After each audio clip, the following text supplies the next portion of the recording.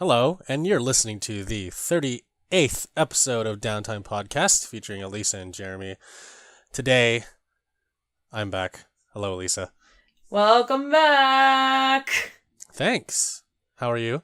I'm doing well. Welcome back to good old sunny global warming California. So, Good to be back stateside. good to be back stateside, probably compared to snowy Japan.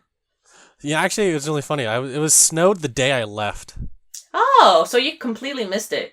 Yeah, like on the train, it was getting colder, like going from the hotel to the airport, and I could kind of see like the clouds like starting to gather over Tokyo, and I was like, "Oh man, looks like it's gonna snow." And then when I got to the airport, it was like there was some light snow outside, and I was like, "Oh my god, I hope we don't have to like de-ice the plane or anything." But when we got on, we're like, "We gotta take off. It's gonna start snowing."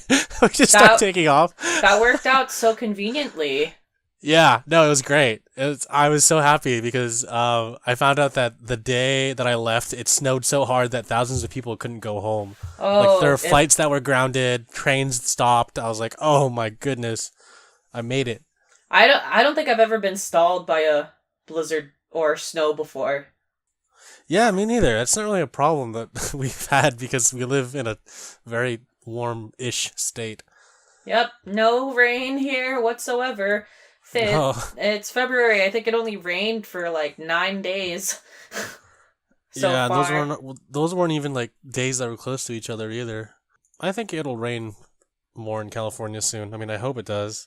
I mean, where would that April showers bring May flowers thing come from if it didn't rain enough in California? That hasn't happened in general. for a very long time. Yeah.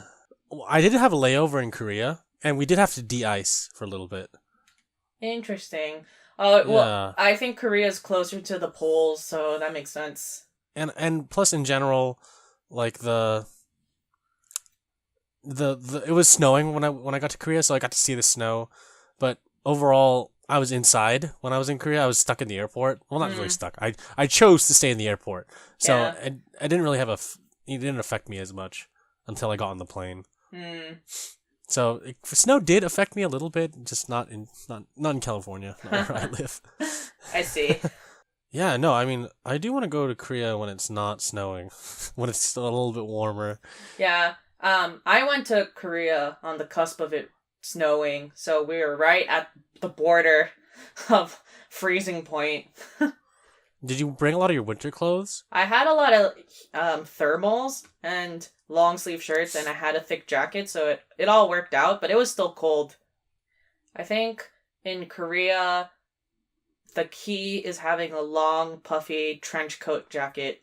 They have the type of puffy jackets that you'll see at Uniqlo, but they actually go all the way to your ankles. What? That's a real thing? And I think that's the secret. It really is. It's like a parka or something. Yes, it is. It's basically a puffy parka.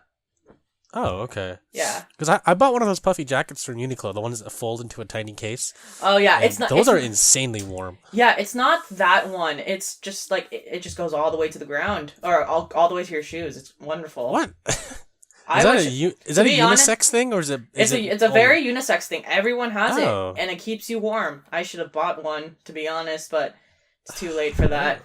How much were those? I mean, you can get them anywhere in a lot of the fashion districts, and just even a simple Uniqlo or H&M in Myeongdong or other spots. Huh. Today I learned. That's Today, pretty cool. You gonna learn. Yeah. No. Overall, my experience is great, but I kind of want to talk about it a little bit later. Let's talk about games first, and then I'll talk about my experience. My experience in Japan. There were a lot of video game experiments. That sounds so bad. Yeah. My experience in Japan was heavily game based, or at least a lot of it was heavily game based, and I'll go into that in a bit. Sounds good. Yeah. Other than that, today marks a very special occasion. Today is the 1-year anniversary of the podcast. Woo! Happy anniversary, Alyssa. Who would have thought we were going to make it this far? We made it. I know, we actually made it to February 12th. It's crazy.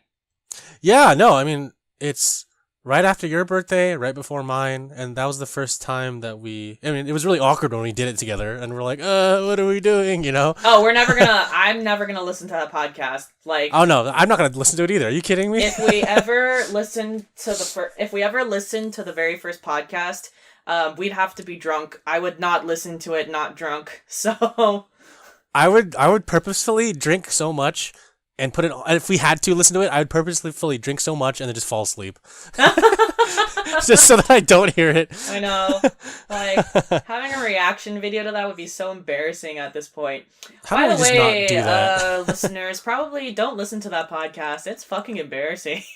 Listen to our Yakuza podcasts. That's all I'm gonna say. Yeah, we don't. I specifically did not know how to talk so well before then. Yeah, just don't listen to it. Just don't even don't listen to episode number 1. What do you like if you're a first time listener of this podcast?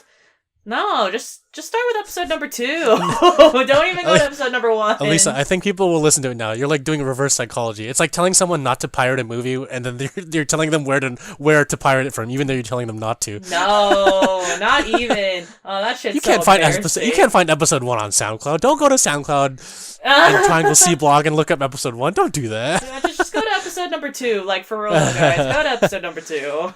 No, real talk though. Don't listen to that. Yeah. That piece of crap episode. Yeah, there's just no point. No point. In all seriousness, it's really cool that this is a 1-year anniversary of something that we just like we're passionate about, but also something that came off the cusp of an idea that we both had, a common idea that we shared, and then it just kind of blew up to just having like much more chill conversations. There's still chill conversations, but a lot of our episodes are a lot more varied and different now, and we're still putting our creative chops to it. So on top of that, we're listed in a lot of directories now, which is also weird. Yeah. That is weird.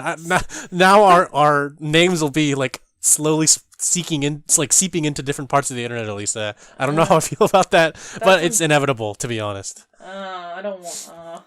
I know. I don't want to be found. Like, what the heck? Please don't find me. Yeah. Just listen to episode 2. Just like don't even like. I'm just saying, everyone. Just it's not worth it. It's not worth the trouble. Reflecting on this past year of doing this podcast, Alyssa, do you have any favorite moments or a moment that sticks out to you? So the first time we ever talked about Yakuza, which was episode 3 of the podcast, was kind of an interesting turning point for me because it was it started off early, but we both played something together, and we were both felt very passionately about it, and which of ended up sparking a domino effect of a lot of Yakuza related things, and essentially just covering the entire prequel and remaster. And now we're gonna eventually cover Yakuza 6, which, by the way, it's not too late to pre-order, and that one sticks out to me the most because episode 3 was the first time I felt very comfortable. Oh man, you took the same thing I was gonna say. Yay! I did it. Because I can't say it. I'll add on to yours. Go for it. Yeah, no, I was the one who egged you on because I was like, hey, play Yakuza. It's a really good game. Because at that point, I was so addicted to the game. Like, there was nothing I could think more of than going home, sitting on my couch, and just playing that game because I was lost. That was one of the very few times that I was lost in a video game, and I was addicted. And it was a healthy addiction. I mean, no addiction's really healthy, but for me, it was a healthy addiction because as weird as it sounds, it made me feel like I was in Japan again when I was playing Yakuza. I mean, it is based off of Japan. It's based off of a place in Tokyo, so it all makes sense. What really got me was like the sounds, like the visuals, like even though it was set in a decade where I wasn't born, it was still like it still felt like I was there almost because of just the way that the creators set up the game. So the characters were really relatable. Even though you didn't understand anything about the Yakuza 0 is perfect because it's kind of like a jumping off point where they explain everything to you, like the hierarchy of the Yakuza, what each hierarchy person means, and like the rackets they do and the crimes they commit. It was really cool. Totally. It still is. It's still a really cool game. I'm staring at the case right now from my desk, and oh man, I want to pick it up again, but I need to finish whatever I'm doing now before Yakuza 6 comes out, because I know for a fact I'm gonna get sucked into the world again, and I cannot get out of that world once I'm sucked in. Oh yeah. I don't think I'm playing Horizon Zero Dawn till like end of the year. No, me too, dude. Hey, Ghost of Tsushima is gonna come out this year, so I think we can't even play Horizon Zero Dawn, dude. Oh, I hope I hope Ghost of Tsushima comes out in 2019. Cross my fingers. Cross your fingers. I'm crossing my fingers. I want it to come out in 2019 because it's a rough year. Well, that being said, folks, Red Dead Redemption is officially coming out on October 26th. 26th, yes. So, yeah, it's not coming out early. This is your warning that you can get a lot of things out of the way before this game comes out. Oh, really quick, I want to mention something. Did you get an email? Did you get a notification from Amazon saying that Yakuza 6, your pre-order will ship between March 26th and March 30th? You know, I did not, because I actually pre-ordered Yakuza 6 on GameStop. Oh, okay. I'm gonna pick it up. That is a little bit better, yeah. Because I wanted to hold it. Yeah, no, there's something about, as much flack as people give GameStop, there's something nice about, like, going in? Yeah, physically picking it up from a store and bringing it back to your house. I agree. I really wanted to pick this up. This is the first, the Uncharted 4 PlayStation was the very first collector's thing I've had or bought, and this is the second collector's thing I'm ever gonna buy, and I want to be able to pick it up in my hands, so that's why I'm going to GameStop. I ordered it on Amazon, so because at the time I was just really lazy. Yeah. And there's nothing wrong with doing that. It's just it's nothing wrong at all. Yeah. Maybe I'll pick it up. I don't know. I mean, maybe I might change my mind, but I think I'm kind of set.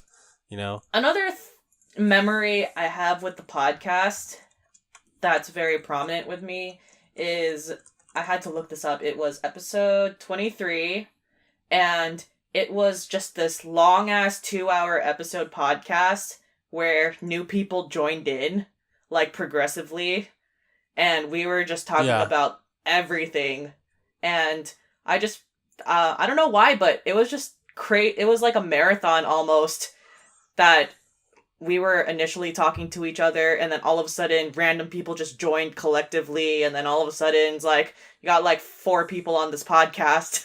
And it was where did we record that one? I think we recorded it just like at home or in your own home, and then we ended up talking about Rick and Morty after. That was a good podcast.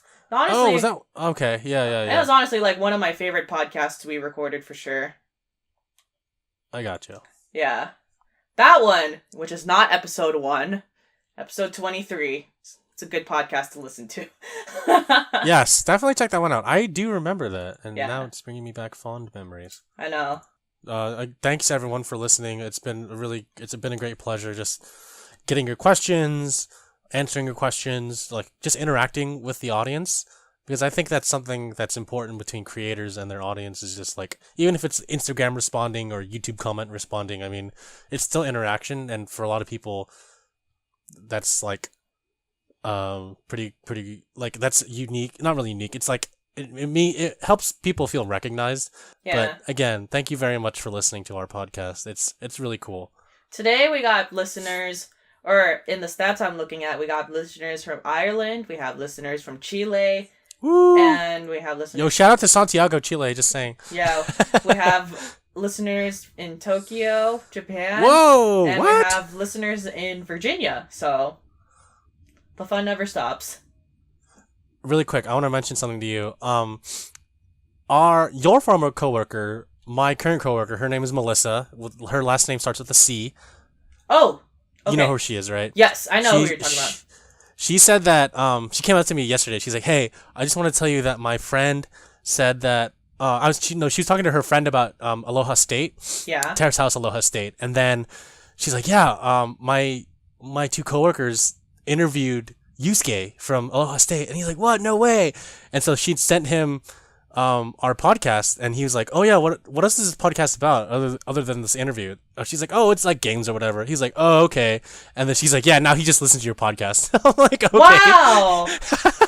After the Yusuke stuff, I think he just started listening to the rest of our episodes. So, that's so whoever cool. you are, dude, shout out to you if you're still listening. I know. Because thank you so much. You're awesome. Shout out. That's crazy. Yeah. That's funny. That's cool. Yeah, it was great. I was smiling when it happened. I was like, Aww. really?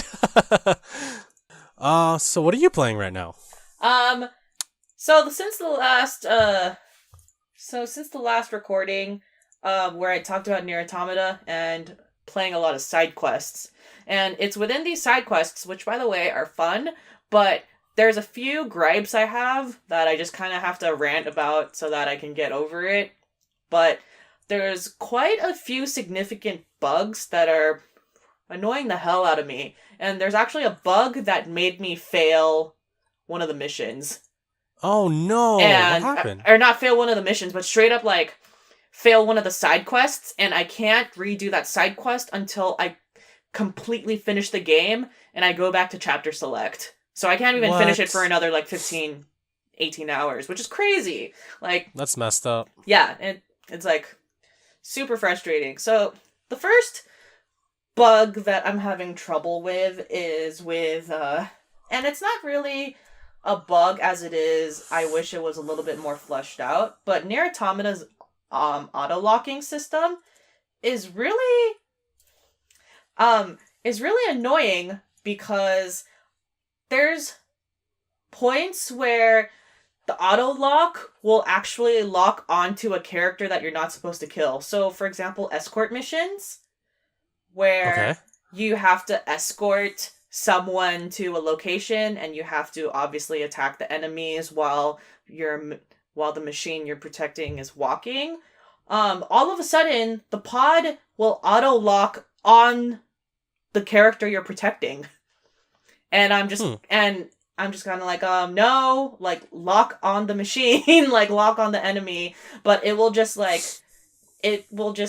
annoyingly, like, keep locking onto the person you're protecting. Okay. And it's, like, blowing my fucking mind, and it's so annoying.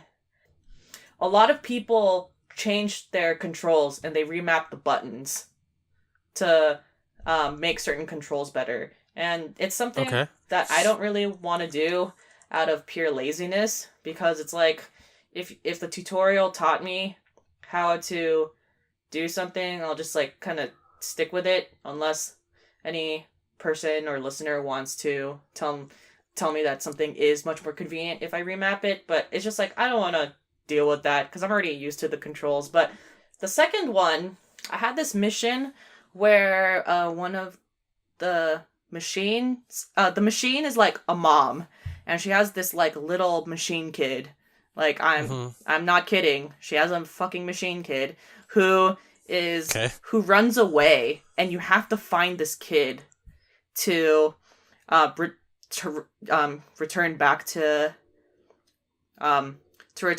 the mom. And you finally find the kid on the map, and it's another escort mission back to the mom, and the kid bugs out and he falls off a cliff.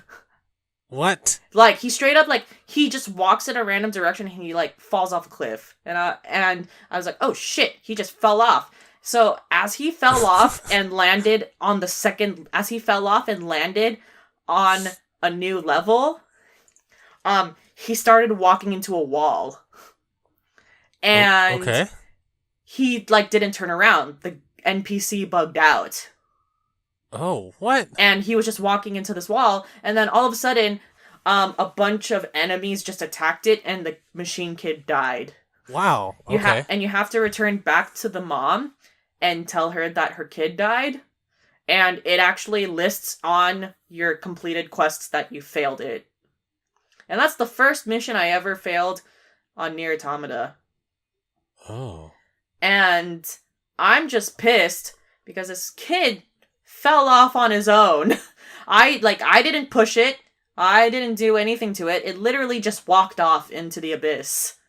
And What the and then it walked off, fell, and then continued walking into a wall, and it just so happened that the level he fell on, there were a bunch of enemies there, and he died. So I'm really upset that happened, because it was clearly a bug, and that pissed me off so much, and I can't... Oh boy. And I can't repeat that mission until I completed the entire game. So, that's a bunch of bullshit, guys. I'm a little bit upset. There's a lot of instances where the game bugs out for me in a very frustrating way, and I mean, there's not much you can do about it. At least it gives you the option to replay it eventually, so... That reminds me of when I played not first Tomb Raider, but the rebooted of the Tomb Raider game, and the game just crashed on me because it was a known error that they just couldn't fix. Yeah. I think I've mentioned this before on the podcast, but it infuriated me because it's like, fix the error, or just, tell people that there's an error before you start playing the game, so you know to make a double save. And I didn't do the double save, and I had to do the whole game over again. So yeah, exactly. No, I mean, like, at least that didn't happen to you. Like, that's like the worst if that happens to you. I hate when there's known errors and people are continuing to talk about it because it shows that it wasn't fixed. Right. See, yeah, and the thing is, it's good that the players are talking about it, because that's the only thing they can do, is because the developers have to fix it. So if, you see an error and you tweet at a developer of the game, if you know that that's the developer of the game, and you tweet at them, or you post on the forums about, like, how there's an error there, or on Reddit, then hopefully the developers can see it and do something about it. Yeah, or you just get a generic message. That's true too. Send a support ticket. Yeah. So that really sucks. I'm looking into a few games that I'm really excited for that are coming out in the near future. Shadow of the Colossus is coming out. I've never played the PlayStation 2 version, and so this is the perfect game if you've never played it at all to hop on and play the remake, because it looks great. And if you have a PlayStation Pro, then why not? You might as well just get it. I was looking into a lot of details for Shadow of the Colossus, and I don't know if you've looked into it or like read news about it, but more or less it's a graphical remake. It's the same exact game. It's just the graphics are nice. That's what every remake should be. Well, I mean, to an extent. Like with Kiwami, it was different because they added more stuff to make it better, because I guess it wasn't a full game when it came out on PS2. Yeah. But regardless, I think that's how a lot of remakes should be, because all you want is just the graphics updated, to be honest, and that's all anyone can really ask for. Like, I mean, I'm sure Shadow of the Colossus isn't a perfect game, but what more could you do with that game besides just like updating the graphics, Yeah, I think a lot of the complaint is there was not even like a new boss level, like a new level added, or like a new Colossus that you have to conquer, or just like any semblance of that. It's just like the same exact copy and paste story, which I suppose is fine. Upon looking up the game, if you don't care about graphics, this doesn't seem worth buying. This only seems worth buying as an old fan if you want to play it with the new graphics, or if you want it for your personal collection. Otherwise, this does not look worth buying for old fans who expect something new to come out of it aside from graphics. That's fair. Also, I think I'm going to play Yakuza 5 after I finish Nier Automata. Oh, on PS3? I think I'm going to buy it on PS3. So nice. So in the previous podcast, I was debating whether I should get Monster Hunter World. And I do want to get Monster Hunter World, but I'm going to actually wait for a price drop before I get that, because Capcom has... a lot of Capcom announcements have been basically saying this game is going to be supported for a very, very long time. So there will always be people playing Monster Hunter World. And Well, they said that about Destiny, and now look, there's a second one. it is true. They said Destiny will be a 10-year game, and everyone's like, cool. And then they said, oh, hey, look, Destiny 2. I'm like, wait, what? What does that mean? Was Destiny really a... I heard that Destiny was gonna be like at least 5 to 10-year game, and once Destiny 2 came out, they said, oh, look, you could play it on PC. Everyone hopped on board. So, I mean, I'll take what Capcom said with a grain of salt, but okay, like sure, I'll just say sure. That's the thing. Yeah. That they said. But yeah, no, go back to your point. Sorry, I interrupted you. Well, I mean, isn't Destiny Bungie or something? Yes, they're Bungie. Yeah. So, I mean, they who knows? All I know is that Capcom's going to support a lot of Monster Hunter World tournaments. Okay, cool. And if you announce that you're supporting tournaments, for me, that shows that you're trying to make the longevity of this game last a long time. So cool. At least for me, as someone who's keen to a lot of fighting games, if you have a lot of involved tournaments, that's what it means. I don't want to get it immediately, even though it's tempting. So I'm gonna wait for that to drop to like $30 or so. And I'm going to get Yakuza 5 eventually. I'm hoping that the other Yakuza games come out on PS4, because I do want to play all of them, but I kind of want to play them in sequential order, minus 6, obviously, because that's already coming out. Yeah. But when 2 Kiwami comes out, I want to play that. I don't know if they will remake the other ones, since they're probably hard at work on making the next installment in the series, like post Kiryu. We'll see. But I do hope that they at least port them over so that we could play them on the PS4. Yeah. Because I do want to play 3 through 5. For now, I'm just gonna play the one that goes right before Yakuza 6. That's fine. No, the fact that you have a PS3 is good, but I just can't justify myself like to buy a PS3 just to play the Yakuza games. I think that's a waste of time and money. Oh yeah, totally. There's no point if you don't have a PlayStation 3 on you. So I'm hoping that they do remake them. But it looks like they will. I mean, given that Kiwami was such a hit. We're on the path of them remaking, basically. They're going to remake Yakuza 0 because why the fuck not? You know what I mean? With the Dragon Engine. Everything will be in the Dragon Engine. They're going to remake Kiwami to be in the Dragon Engine. Yeah, that's really what we're going towards, because why the fuck not? So Yeah. Yeah.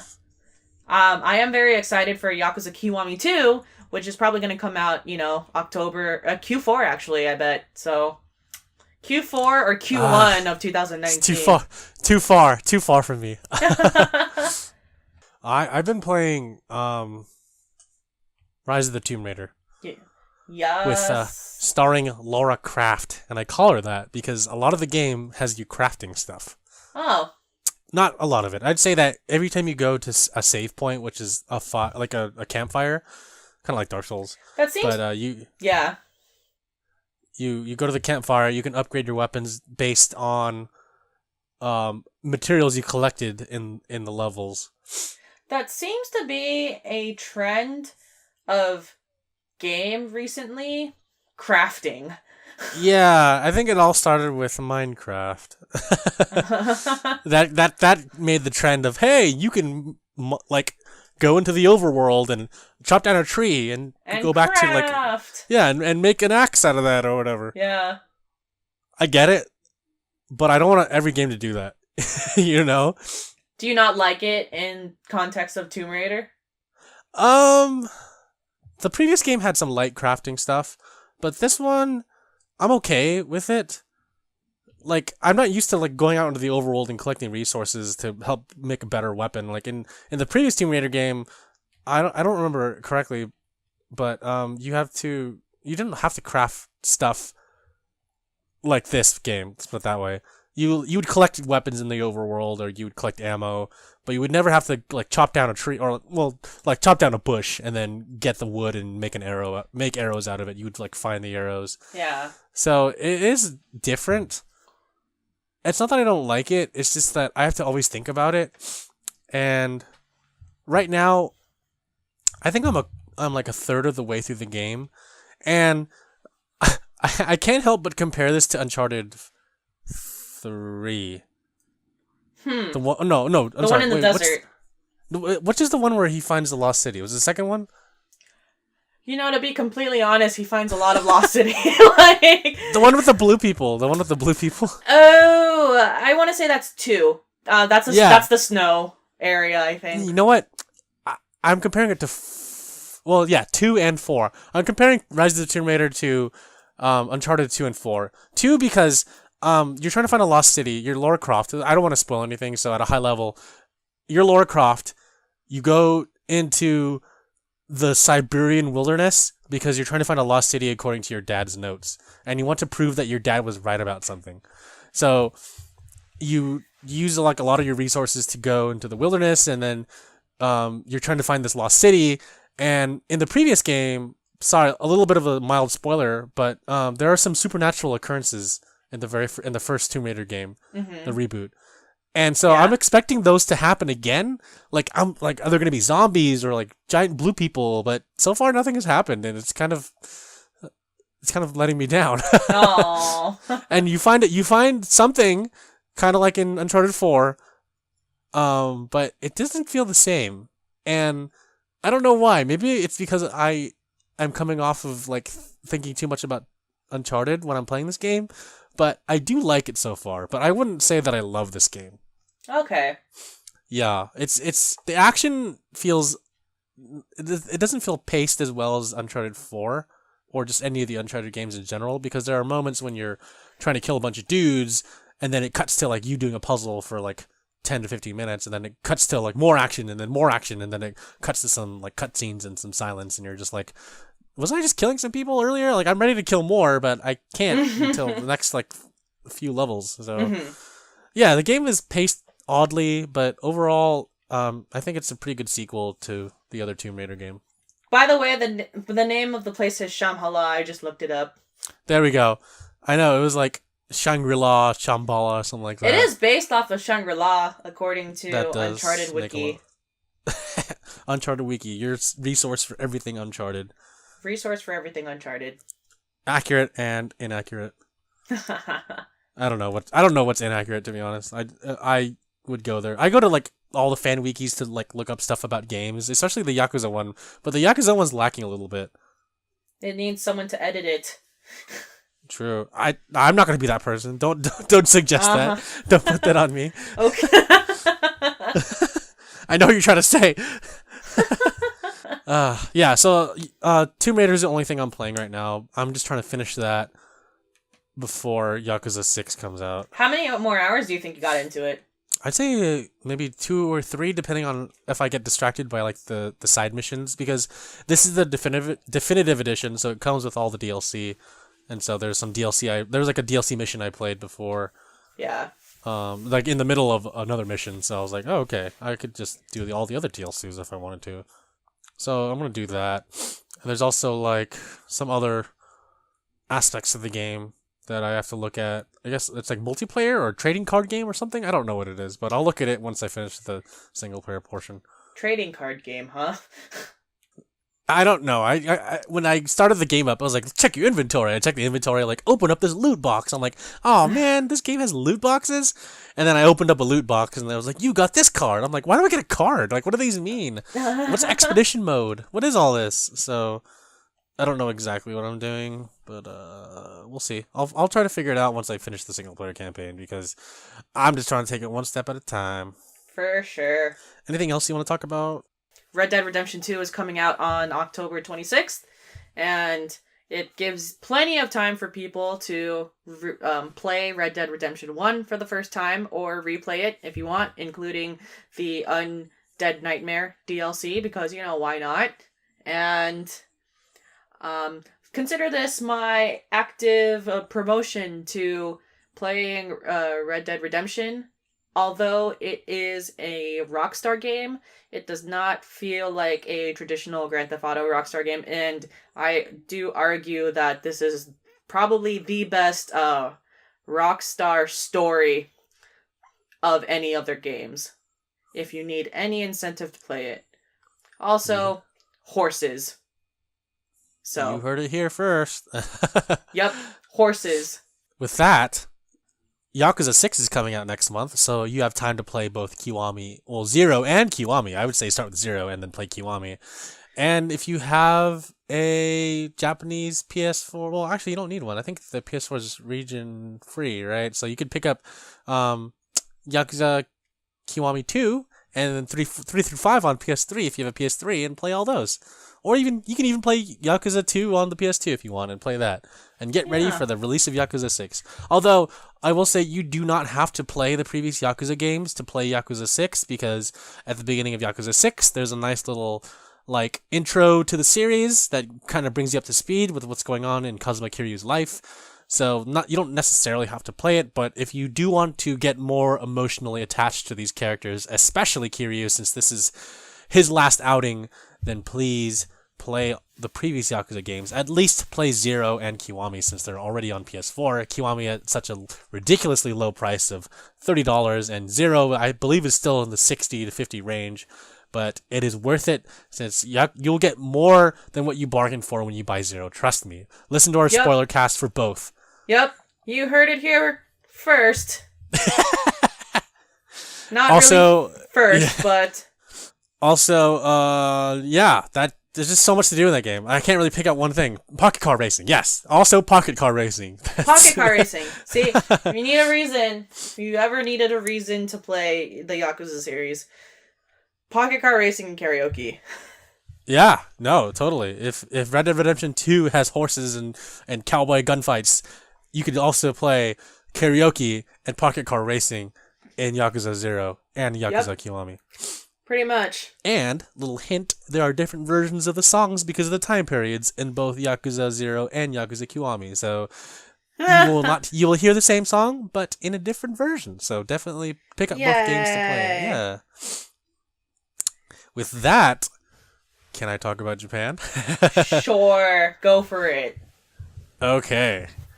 So, overall, it was a really good trip. Probably one of the best trips I've ever had going to Japan. One of my goals was to go to Kabukicho, which is what Kamurocho and the Yakuza games are based on. And I did. It's really cool. I tried to follow the map of the game, as nerdy as this sounds, to the real life area as much as I could. And a lot of it is similar but different. There's the theaters there. You know that giant open square? Yeah, it's there. It's similar. It's very similar to the one in the game, but it's different. And I was so excited. Do you remember that the wall with all the hosts and the hostesses in the game, towards the back of the map? That is there too in the actual Kabukicho, which is kind of cool. I mean, I sound like this is my first time going there, and this is my first time seeing everything. But for the listeners, not everyone has been to Japan yet. I hope everyone goes and experiences it. But everything was. I was trying to map out exactly where things were according to the map of Yakuza, specifically Yakuza Kiwami, since that was the closer of the games that I played to the current time period. So, wow, I ate so much stuff. First day we had ramen.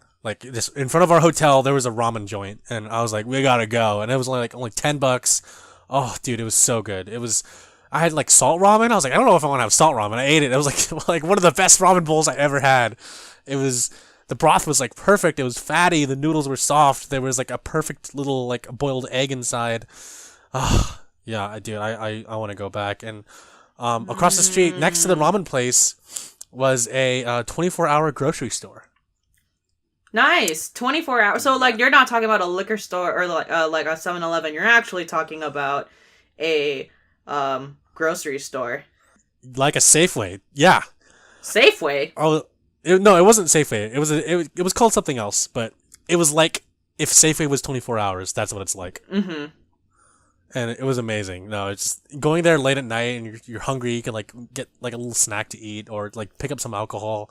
Yeah. Oh man, it was so good. I also had curry at Koko Ichiban. I also had what else did I have?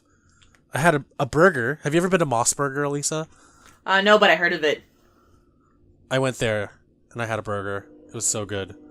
Burgers there, they just make burgers differently. I don't know what it is. Like they can make. They can Probably make not it oily. the same That's way. one thing.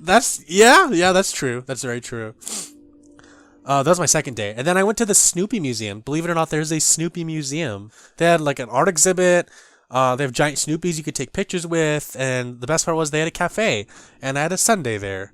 A little Charlie Brown sundae. And it was really cute because you know how the character Linus always has a blue blanket? Yes. Outside in the cafe, there's little blue blankets you can put on the chairs. Oh my god. Yeah, it was so cute. I was like, "Aw." It was all branded and everything. So that Sunday was good. Even though it was winter and it was super cold in Tokyo because, that's just where it was just winter and it was like it was about to snow. We still had a Sunday and it was really, really good. Dude, sometimes I crave cold things when it's freezing, so it's all good. Yeah, no, for real though, like it happens. Yeah, it seriously happens. Was your sundae like a soft cream sundae, like the matcha one? No, it was actually yeah, it was soft cream, but at the bottom there was some fruits, like some little some mangoes and strawberries and stuff inside. Mm-hmm. It was really good, and then there was some like chocolate bars sticking out. There was like a whole brownie in there.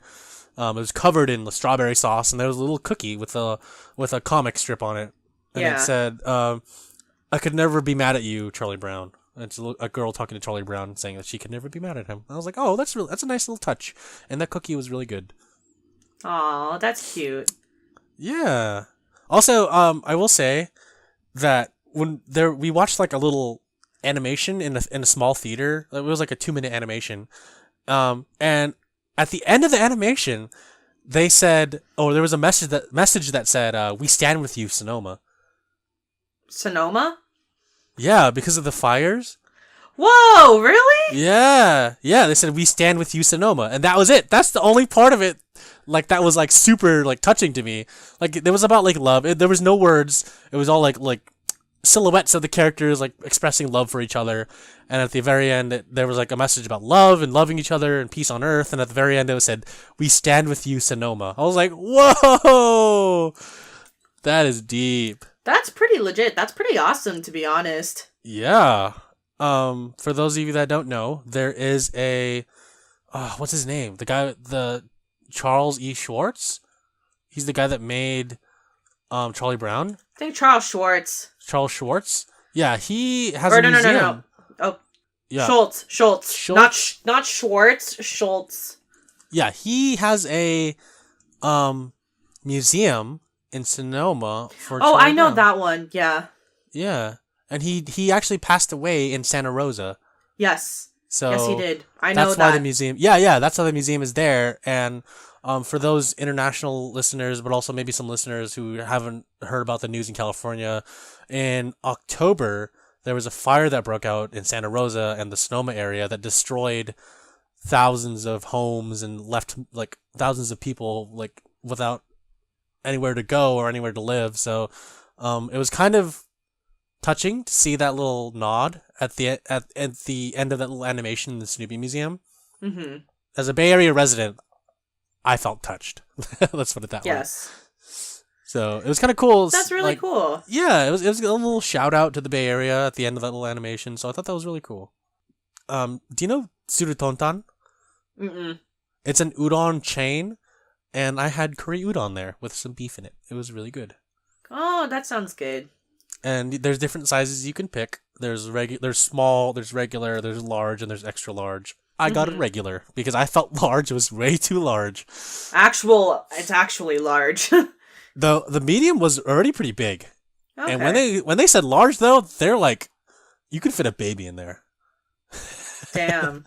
Yeah, it was pretty big. I don't have a picture of it because I didn't order it, obviously, but I also had some pancakes, believe it or not, little hot cakes. They're called hot cakes in Japan, and they're really big and fluffy. They're different than the ones that we make here. When you think of pancakes, you usually think of like Mrs. Butterworth's kind of pancake mix. I think of Mrs. Aunt Butterworth Jemima. syrup. Is it? Who's Mrs. Butterworth? I don't know. I don't eat that pancake brand. I usually have Jemima. Oh, okay, I think that's the lady I was thinking of. Aunt Jemima, like she makes the syrup, but also the pancakes. But you usually think of pancakes as like kind of thinner and more like laid out. But Japanese pancakes are a lot bigger and fluffier, and I kind of like that. I don't know where they influenced that style from, but Yeah. it was great. Also, I had something that's very specific to the Kanto region. Have you ever heard of monjayaki or monja? Can you describe it? Monjayaki is when you have a bunch of the ingredients to make okonomiyaki together in like a little bowl, and you have a grill in front of you, and you just dump the ingredients out onto the grill, and you just basically mix it all together, and while it's still cooking, you eat it. I've definitely had that happen before, but to what extent? What do you mean by it's still cooking? You eat it, like while it's on the grill cooking, you wait for like 5 minutes, and then after 5 minutes, you have like a little tiny spatula, like the one you eat okonomiyaki with. Yeah. And then you just eat it while it's like still grilling. Oh, I see. Oh, I wonder if I have. I want to say I waited for it to cook. I don't think I've ever actually had it like halfway before. Oh, okay. Gotcha. For those of you that don't know, okonomiyaki is like, I would say a Japanese pancake is what a lot of Americans would call it. There's really no way to describe it other than that, but it's cabbage, meat, sometimes yakisoba noodles. Oh, Green onion. Good.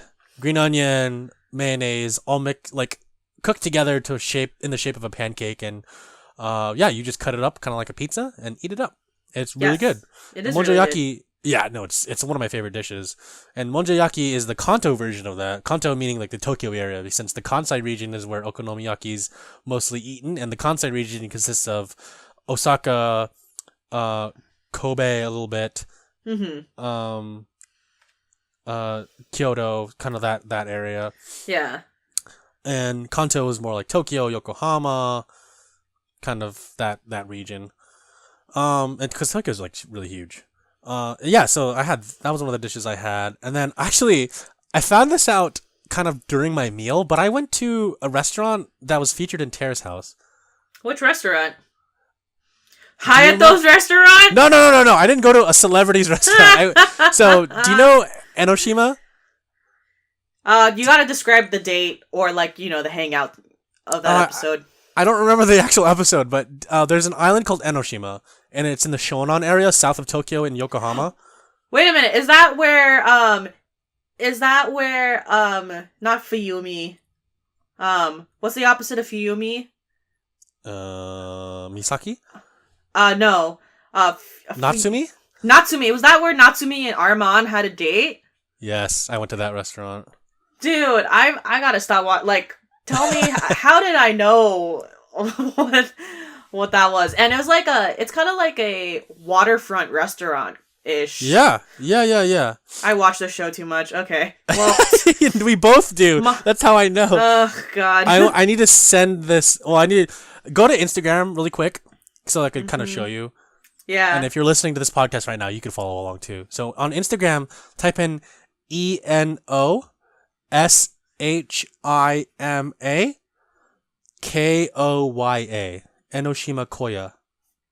Oh, Jesus Christ. This is totally the restaurant. Yeah. There's the view of the island Enoshima. Yeah. And I sat at the very end table. If you look at the third picture with all the people cheering. Yeah. At the very very back of the picture, there's a table at the end, and I sat there. And Natsumi ate? I don't know. I don't remember, but I wasn't thinking about that at the time because I was just so hungry that I just wanted to eat food. What did they... Oh, so it's seafood. Well, that makes sense. You're by the water. Yeah. It was so good. I had a dish. Oh, I forgot the name of the dish, but it was kind of it was basically ground up raw fish over rice. That sounds good. It was so good. It was amazing. It's like a donburi with grounded fish.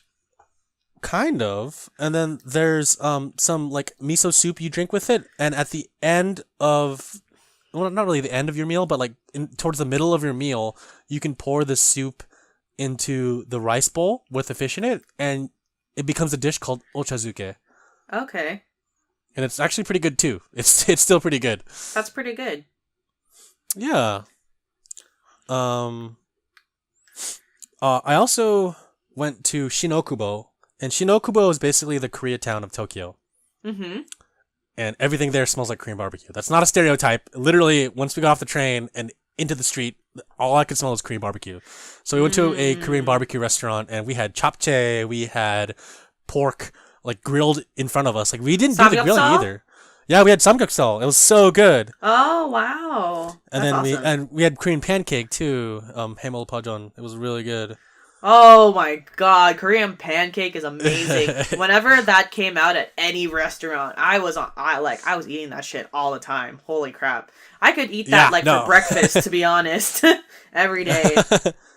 No, we got to the restaurant, we're like, what do we want? Japchae, pork, and then my girlfriend's like, oh, we gotta get Korean pancake. I was like, hell yeah, Korean pancake. So then we got Korean pancake.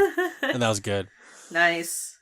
The nice thing about our hotel too was that it was really close to Tsukiji Market, the fish market, like the really famous fish market in Japan. It was a 10-minute train ride, and so the best sushi I ever had was actually not in the market itself. It was on the outskirts of the market. It was a small restaurant, and I had basically chirashi, like the best chirashi in the world over rice. To me, oh dude, it was so good. That kind of reminds me of when I was in Korea. Our tour guide took us to this restaurant in Jagachi Market, which is Busan, and the restaurant he took us to, which the seafood was excellent, but holy crap, we food comed hella hard there. It wasn't in the main market mall. It was in an outdoor restaurant, and that was amazing. Stuff that you don't really look at or expect because it's off to the side is usually some of the best cuisine. Especially in Asia, because when it's usually the places you least expect. Oh yeah, I believe it for sure. So I highly recommend going off the beaten path if you're traveling to Asia, specifically Tokyo in some areas, especially Tsukiji in Tokyo, because there are restaurants everywhere in Tokyo. And everywhere in Tsukiji there are a lot of sushi restaurants, but there are some that the maps won't tell you are there. But when you go there, you get a lot more than what you expected. Totally. Like, we saw a line out the door for another restaurant, and I was told, like, oh yeah, this is probably one of the most famous places in Tsukiji, and everyone wants to go here because it's, like, one of the best sushi restaurants. And I was damn. like, the one we went to was still pretty damn good. And she's like, yeah, but, this is the one that the maps tell you is one of the best, Okay. So that's why they should go there. I mean, I was like, I don't care about what the map tells me, just give me some good food, Yeah. Moving on from food to gaming, oh man, there's some stuff that you really need to try. Well, before that, I brought my DS to Japan because my girlfriend was like, oh, I used to play DS too, so we could play Animal Crossing and Mario Kart together and Super Mario Brothers. I was like, sweet. So I brought my DS, but I forgot my charger. Aww. So I was like, no, our chargers didn't work because I had the first generation DS, like the original DS, and she had like the later model. And then she was like, what do you want to do? And I said, okay, we're going to Akihabara tomorrow, and there's a store called Super Potato that I really want to go to. We talked about it before on the podcast. Just kind of recap, Super Potato is like a secondhand game store in Akihabara, the Tokyo like electronics district, and it's probably one of the definitive things to go to if you're a gamer at Akihabara, because they sell literally everything except for DS stuff, which was really surprising to me. They have everything there but DSs. So we walked around, and I was really determined to buy a new DS, because in my mind I was like, you know what, the DS charger probably costs more for my DS than the actual DS system. So I'm just gonna go to a store and look at. Yeah. So we found this other secondhand game shop across the street from Super Potato, and we're looking through all the stuff, and I was like, oh my god, there's DSs here. So I found the perfect DS, right? And I want you to guess how much I paid for, Alyssa, for this DS console. It's a DS Lite, by the way. Did you pay $50 for it? I'm gonna guess $50. No, I didn't. 40 then. No. 20? Yes, I paid $25. Holy crap. $23 for a new DS system. Technically, it was secondhand, but the only thing that the description said was, it smells like cigarette smoke. And then I picked it up. I was like, it doesn't smell like cigarette smoke. It smells And like they- cigarette. And then I guess the guy who used it was a smoker. And the guy behind the counter was like, eh. I was like, okay. I paid $23 for a secondhand DS Lite and a cable, Yeah. like a charging cable, which I could change the language to English to, by the way, which was a nice deal. When the guy sold it to me, he had to unwrap it from the box. And so he did it very, very carefully, like someone trying to save their wrapping paper on Christmas. It was so precise.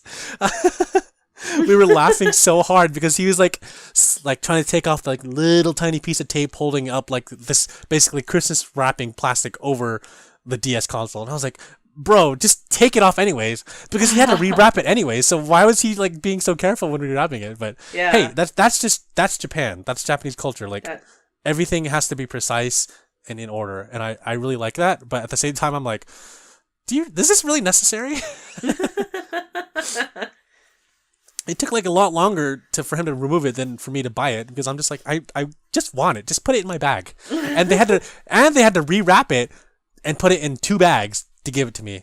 I was like, why? Just give me the console and the charging cable. Nope, That's all I want. Can't do that. No, yeah, exactly. Can't believe it's $25. Yeah, no, dude. I mean, granted that the console came out like 10 plus years ago, still, it was mind-boggling to me that was so cheap.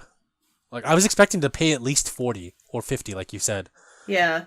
But no, $23 for that console, like, dude, I was adamant. I was so adamant about buying it, and I was so ecstatic when I got it. I couldn't believe my eyes when I was like, $23. Let's go. That's pretty. So now, that's pretty good. That's pretty sweet. I will say I do not condone piracy. For those listening, I don't condone piracy, but if you do look up R4i card on Google, it's a card that allows you to play like Nintendo DS games on your DS, like hacked ROMs. You can basically play ROM versions of DS games on your DS.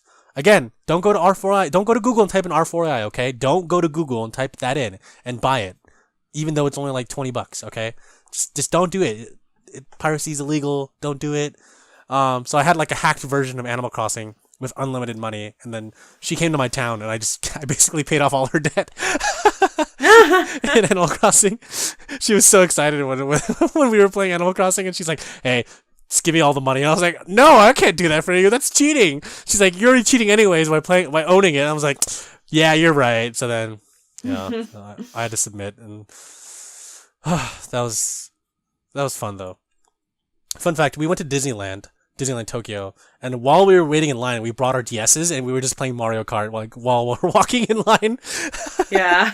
It was a good time killer because although we had fast passes, like, it still takes time to ride some of the rides, even in the fast pass lane. We were just like playing our DSs and just waiting in line, like playing Mario. We got like at least like 3 or 4 races of Mario Kart in before we had to like jump in on the ride. So that was kind of cool. Like That's passing pretty the good. time. Do you know an R4i is $19 or sorry, $18.09? What did I say about looking it up? Huh? What did I just say about looking it up? Don't look it up, right? Don't look it up. No, it's super cheap. Like, Yeah, it's pretty ridiculously cheap. But I'm just saying, if you want to buy one, and I'm not saying you should. I'm not trying to, I'm not trying to push you to buy one. But if you were to buy one, it's so easy to like just put a bunch of ROMs on that console. Those cards take micro SD cards. You have to put a micro SD card into the cartridge, and that becomes basically a full cartridge, and you put into your console, and you can play whatever you loaded onto there. Mm-hmm. Please don't report me. But yeah, so we while we were in Akihabara, to kind of like detract, we wanted to play Initial D. So you know how there's like the Club Sega arcades as you see in Yakuza? Yeah. So those are based on the real actual arcades that are in Akihabara. Correct. And we went to one of the biggest ones. I guess it's the first one you see when you come out of Akihabara Station. It's like it just says like Sega, and you go inside, you're like, okay, the Initial D game with the steering wheel is made by Sega. It's gotta be in here. We went through all the floors. It was not there. I was so disappointed. But they did have Mario Kart, the one where you drive, use the pedals and the steering wheel. Like, I think it's called like Mario Kart GX or something. Yeah. Played a couple rounds of that. That was only like $2 to play. So that wasn't bad. 200 yen per game, which is pretty good. I guess. Yeah, that's pretty good. Yeah. And so it's kind of cool playing Mario Kart from like a steering wheel perspective, since everyone's used to playing it behind like a DS or behind the Switch or the Wii U. So it was kind of cool physically holding a steering wheel and pushing on pedals to make a car go, because that was a really cool experience. I've actually never played that version until I went to Japan recently and played it. So that was cool. So we had this goal of playing Initial D, and we would, on certain days when we didn't really have a big plan, we would go to an area and kind of try to find like an arcade and play, or try to find Initial D. So in Shibuya, there's a lot of game arcades, and we went around Shibuya looking for game arcades, but we did find them, and they had this other like midnight tuning drift game, but it wasn't Initial D. We did play it, but we weren't satisfied. Okay. So did you end up fighting it? So here's the thing. Here's what happened, and this is kind of where my gaming experience culminated to. A while ago, I saw that there was somewhere on Odaiba you could play Initial D, but that doesn't surprise me. Not just any Initial D game. This is the ultimate Initial D experience. What does that constitute? You sit in a full-size Initial D car with a moving platform with a giant screen in front of you, and you play the game sitting in the car. Like, the steering wheel works and everything. Okay, that'll do it. That, I think, that tops everything. So I can envision all of my old friends, like... right? Like, playing the... my high school days, like, we talked about this before. Like, we had friends who were, like, obsessed over these games, right? And they would, like, buy the cards, and they would put the little save cards. Yeah! And they'd spend hundreds of dollars playing this game, right? So, to that point, it was only $40 to play that game. Unlimited amount of times. $40 to play it as much as you want. But not just that game. Let me elaborate. So, on one of the days we had planned, we were going to go to Odaiba. I actually wanted to go to the Fuji TV gift store at the Fuji TV offices because I wanted to look for Terrace House merchandise. Mm-hmm. I went to the Fuji TV store. There was no Terrace House merchandise. Then, what are they selling then? Jump stuff, like Shonen Jump stuff, like Naruto. Oh. Yeah. They're also promoting other dramas too. It's a sad day.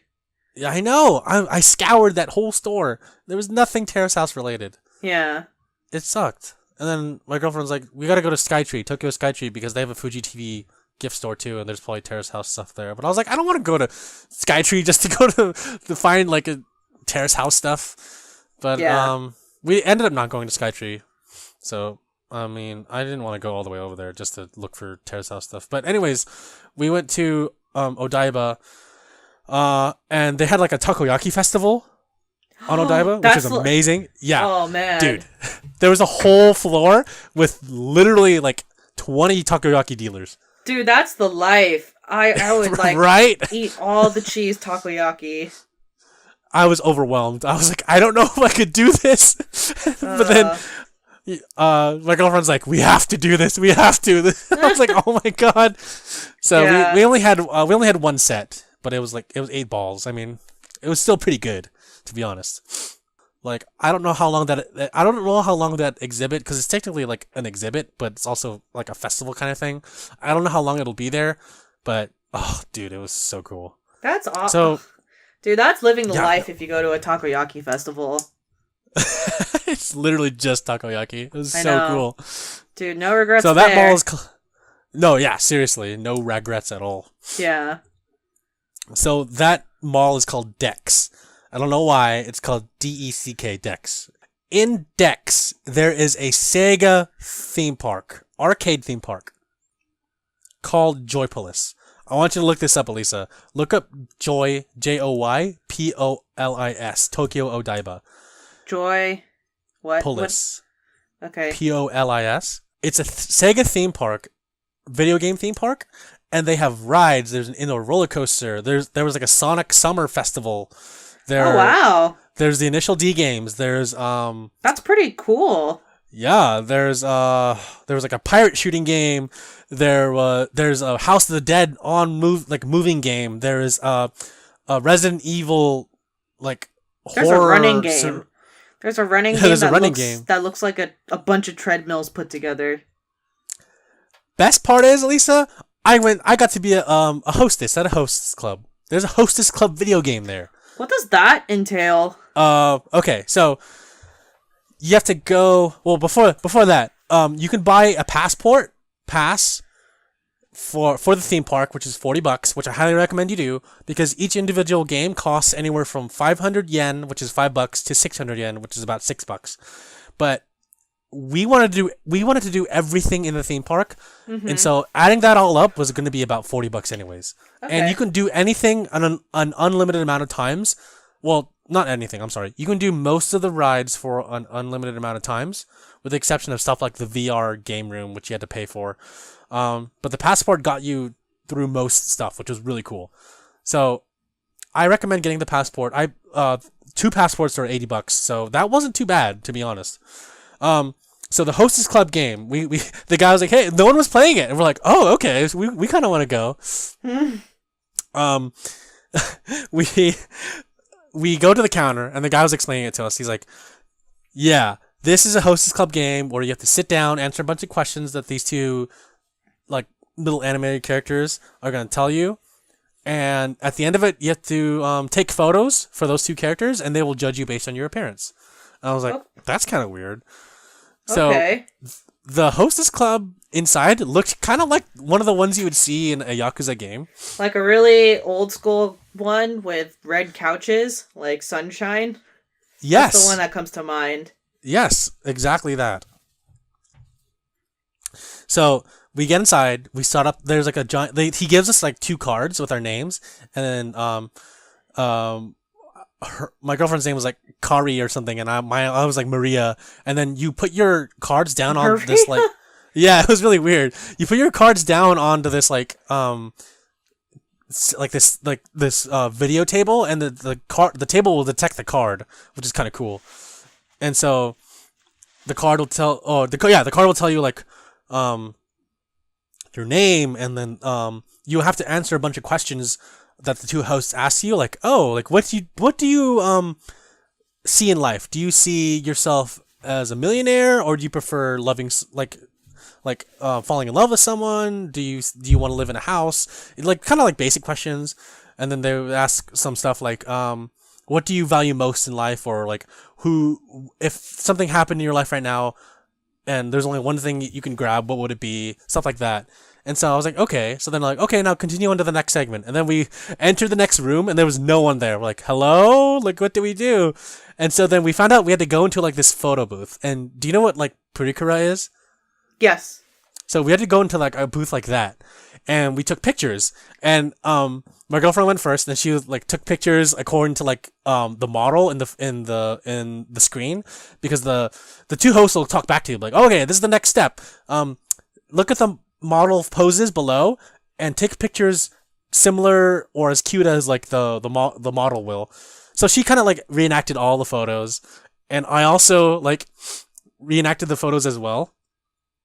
And at the end, they send you the best photo that you picked at the end that you thought was like the most glamorous, and they printed it out for you. So when we got out, he printed out the photos, and I just sent the photos to you on Facebook, Alyssa. Oh, okay. I want you to look at the photos. Oh my god! It's nothing bad. It's just it even has a rating. So the models pose the same way, and I pose the same way as the models, but I wanted it to be a lot different than what the models are doing. So I tried to be different than them. So her ratings are like the cutest one. $200. Oh god, that's expensive. Yeah. And then my rating is like the sexiest. You can see like it has the most lips, and there's like all like 5 hearts. That's hilarious. Yeah. And then as we were walking out, he handed me the photo. He's like, "Oh, here's your photo, sir." And I was like, "Thanks." Like, I didn't know you printed it out for me. And then there's the other two ladies like behind me. Like they worked there, but they were working on different rides, and I guess they were just like trying to kill time. And they were clapping like for us and like, "Oh, good job, good job." And I showed them my photo. I'm like, "This is pretty ugly, right?" They're like, "No, it's so cute." They're being so nice to me. But I was like, "This is so ugly, though. This is so busu, right? Like busu means like it's not very like it's like super ugly." And then they were like, "No, it's so cute. You're so cute. You have really nice lips." I was like, "Oh, thank you so much." I was basically like just basking in their kindness. Wow, it was so good. It was so good. That's pretty good. There's also there's a Resident Evil like escape game kind of. Oh, like like the escape game where you solve a puzzle. Yeah. So here's the thing. It's an escape game, but it's also a haunted house. Haunted house, like, the ones that you walk through. Mm-hmm. So I realized that because when we were waiting in line, I was like, I don't know if I want to do this because I'm a scaredy cat and I don't really like a lot of horror stuff. Even though I did play most of the Resident Evil 7 game, and this Resident Evil 7 like house was based on the 7th game and the house in that game. I was like, oh dude, that was like one of the scariest games. And then she's like, let's not do it because I don't want to do it either. And I was like, I kind of want to see what it looks like. And then while we were reading the rules, one of the rules was don't touch the actors. And she was like, let's get out of here. I was like, okay, let's get out of here. So we ended up not doing that, but it's okay. I mean, there's always room for next time, right? Yeah. So there are other games like there's a Sonic Carnival where you pay 200 yen to like do carnival games, like throw the beanbag into the bucket or toss the ring onto the bottle or like do the skee ball, stuff like that. That was kind of cool.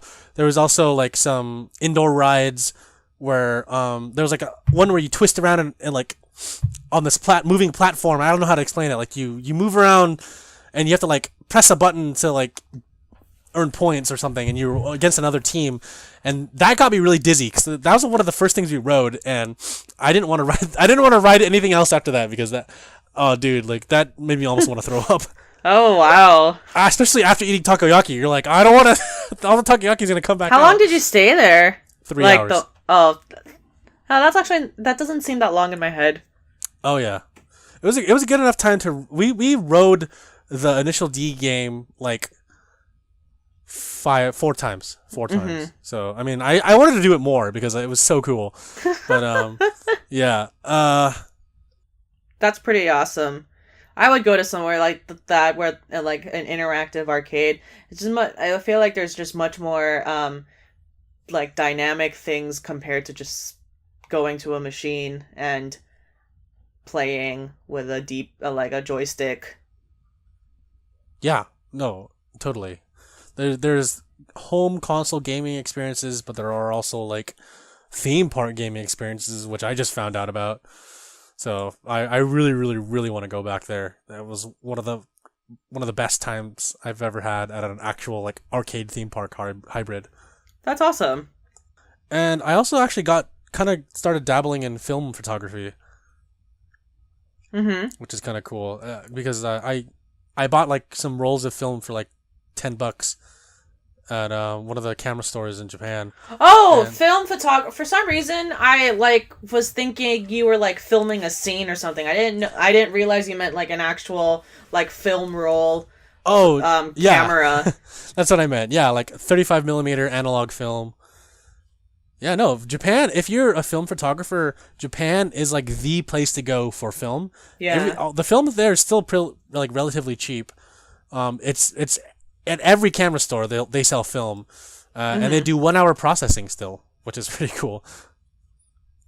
So if you're a film shooter, definitely go to Japan, pick up gear or whatever you want film because it's still pretty much alive. Do we have any questions this week, by the way? We just have a few comments, but they're more directed towards me. Oh, cool. Because I've been playing Nier Automata, and I've been providing like a lot of feed my feedback on Nier, and it's a hooded dude. Didn't really have like a a question per se, but he was just letting me know that a lot of my theories for Nier, it's good to just throw them out there and to see like what ends up becoming of the game by the time you finish it. I definitely see where he came with that comment, because everything that I originally and initially theorized for this game just kind of like went completely out the window by the time I just even finished the first ending of the game. Because as like Nier fans know, or anyone who's interested, Nier Automata has 5 main endings to play through, and the idea is that each ending is a different vantage point of another character of the game as a whole. So it's important to play all 5 of the major endings sequentially to understand it. And it's been a trip learning all of these different things. And then Hooded Dude was also just making a comment that ending B was his favorite, which is actually the ending that I'm working towards right now, because it's the ending with 9S.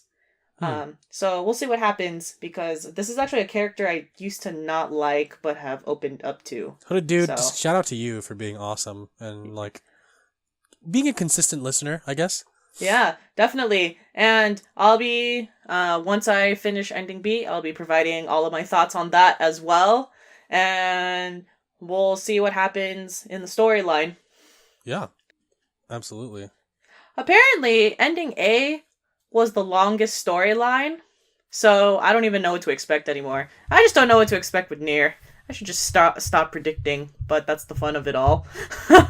Yeah, trying to figure out this damn storyline. I want to play that game too to understand what you're talking about, because while I do have a hint of what you mean, because I've seen gameplay videos, but I want to experience it firsthand. But not the frustration, obviously, but like the the ups and downs of it. Yeah, the storyline is really cool, and I really like it. This game definitely would have been a top 3 game. It's definitely a top 3 game of 2017 for me, now that I'm, I want to say a third into the game. Okay. Gotcha. Well, those are all my thoughts. Yeah, no, I'm pretty much spent. I mean, I'm happy 1 year. That's all I can say. Happy 1 year of Downtime Podcast, everyone. Woo! You made it this far. Whoever made it this far. Thank you for listening. This has been great. Yes. Thanks, everyone, for listening to the 38th episode of Downtime Podcast. And we will talk to you all next week. Thanks, and see you later.